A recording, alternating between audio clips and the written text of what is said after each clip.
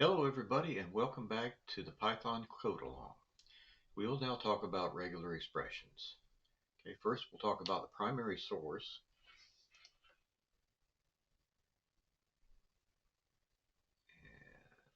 And, let's see if it's already up here. Yes, it's already up here. Now it's up here 3 times. Okay, this is the Python official documentation, and this is the official documentation on regular expressions. If you're going to use them a lot, you need to go through here in some detail. Let's see what else we have. Okay, you have an online tester. This one's kind of cool.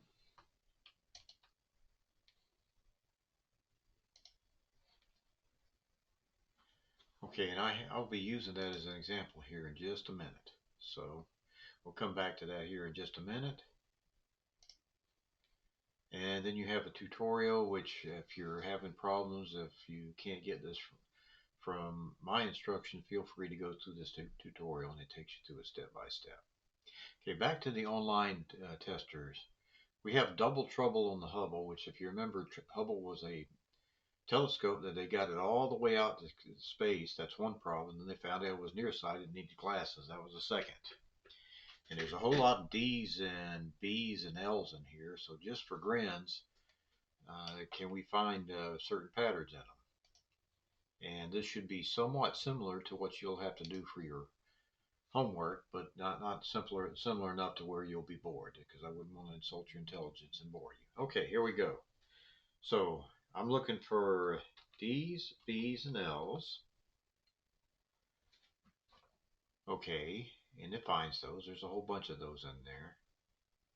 Okay, and this is the basic syntax for find one of these letters in there. Now, let me go back through here and capitalize these, because this was a proper problem. Okay, you notice it does not find it unless I push ignore case. Then it finds it. Okay.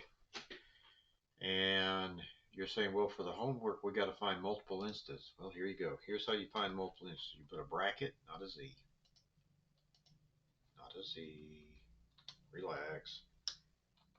Curly braces. You put your limits there. Now, if I want them to find 1 to 2 of them, I go 1, 2. And it finds instances where they have 1 or 2. Now, if I want to find 2 or more, say I want to find 2 or 4, 2 to 4, I go 2 to 4. And it finds those. You know, we actually have BL in there. We have BB and LL, and it finds those instances. Now, what happens, you shorthand, if you want it to go 2 and more, you just do that. You see, that works. Now, if you want to go up to 2, you go comma 2. And it finds 1 or 2. Okay, that should be enough to get you started on the homework. Let's go back and let's clean up whatever, let's catch whatever other topics we need. Okay, and just for grins, let's see how well regular expressions translate from Bash into Python. Here's a nice little test pilot program that you can probably get some ideas from. Okay, and I've got Wordle in here like I had before. And I got to make sure I save it, otherwise it's going to give me the same answer as last time. Kind of like we cut the board 3 times and still short enough. Too short. Okay. Now, what I have here, you probably do not remember, this is the pattern which we got elope out of. And for the bash expression, it only came back with elope for when you grepped it. Now, if it comes back with 3 of them, because in the Python dialect of regular expressions, it doesn't care what order these are in. So that's kind of a pattern on how to look through lines of a program, and that's how kind of a comparison between Bash and Python. So Okay, and here's another example. I got a King James Version text version of the Bible.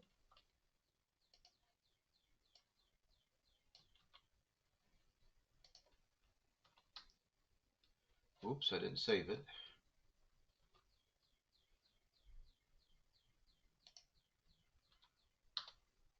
Okay, you notice before I just found the word, and here I got this pattern line, so it tells me which line they are. Most of these you will recognize, but so you have different effects, and you got the ignore case here. That'll be really important for you.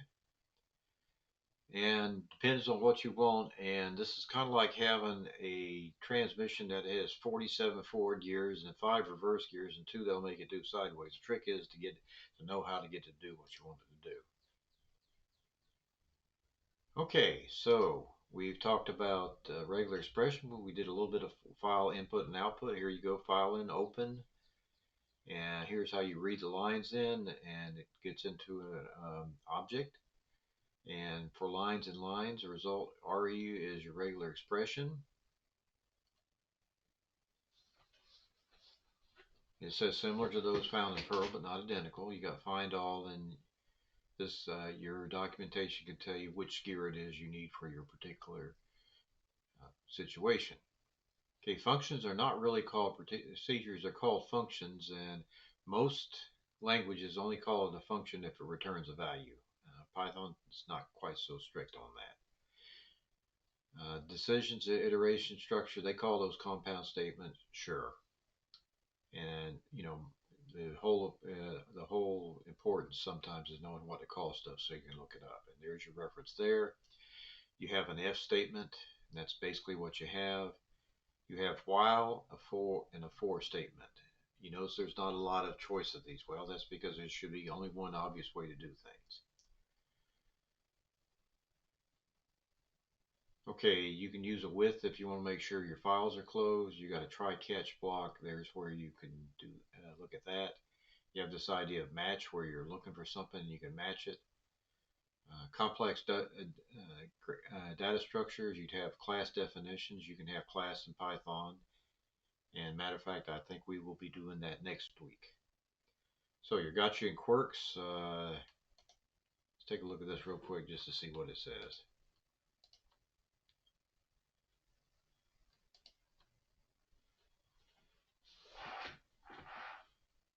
Okay, and this is something you can't, don't delete while you're looping over it. That causes problems.